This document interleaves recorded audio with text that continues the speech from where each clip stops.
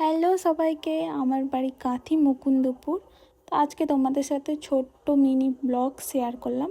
আজকে ছিল আমার কলকা ক্লাস, আর ওটা ছিল দুপুরে। তো এই হালকা পাতলা কিছু করতে হবে, তো একটা চুড়িদার, ব্ল্যাক চুড়িদার, একটা ব্ল্যাক প্যান্ট পরে চলে এলাম। তারপর আমি মাথায় কি করব খুঁজে পাচ্ছিলাম না, তারপরে ভেবে কম সময়ের মধ্যে তো বিনুনিটাই ভালো হয়, তো বিনুনি করে নিলাম।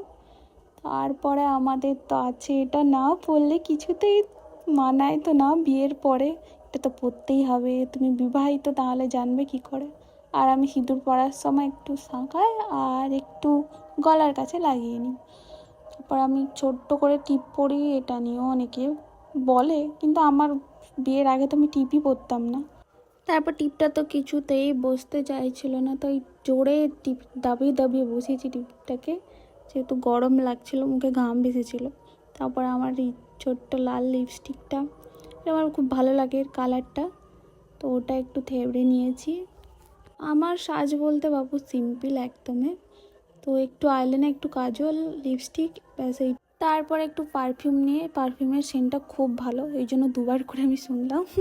কলকা ক্লাসে যে কাজগুলো দিয়েছিল আমাকে, ওইগুলো নিয়ে চললাম অটো স্ট্যান্ডে। আমার সাথে যাচ্ছিল আমার ননদ, বললো যাবে, বললাম আর কিছু বলিনি। তো ওখানে গিয়ে আমাকে আবার নতুন ডিজাইন দিয়েছিল, ওইগুলো বসেই প্র্যাকটিস করছিলাম। আর একটা ভালো কথা হচ্ছে, আমার আজকে 2 নম্বর ক্লাস ওখানে, কিন্তু মনেই হবে না 2 নম্বর ক্লাস, এত ফ্রেন্ডলি। নাম হচ্ছে শ্রেয়া, তো ওই আমাকে শেখাচ্ছে। আমাদের দুজনের জন্য নিয়ে এসেছিলো পেয়ারা মাখা, এত ভালো মেয়ে কি বলবো। আমার পেয়ারা মাখা সত্যি বলছি খুব ভালো লাগে।